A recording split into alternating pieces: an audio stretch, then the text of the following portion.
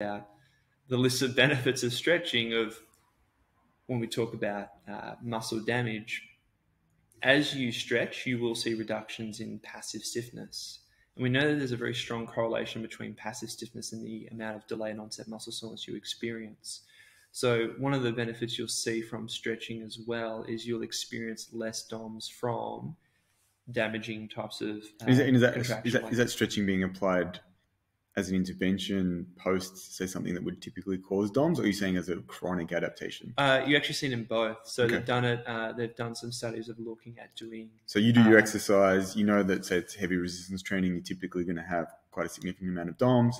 You do, following that, you would apply some form of flexibility intervention. Yep. You know, you might stretch that body part or segments across, you know, whatever period you want to do, multiple bouts of 30 seconds, 60 seconds, whatever that might be.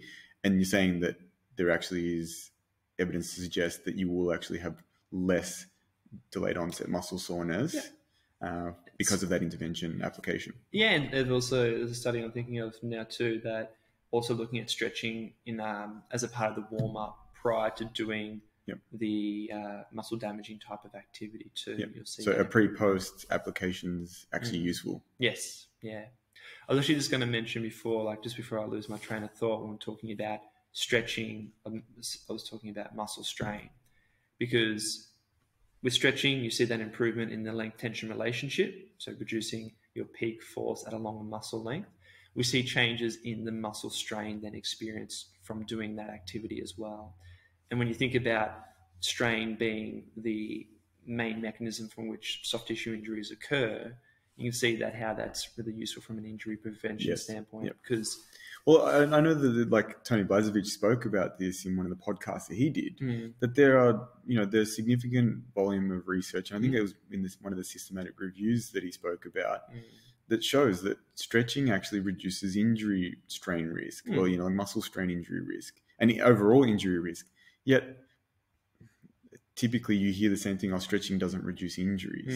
And that's actually not true. And he actually said that. And I don't think anyone would argue with Tony Blazevich's, background or understanding of the topic. Oh, he's certainly one of the leaders, leading, in terms of the field, So I find it really interesting that there is that idea that flexibility training and stretching doesn't actually reduce injury risk, because it's clear that it does. Well, look, it's probably worth talking about this briefly too, thinking of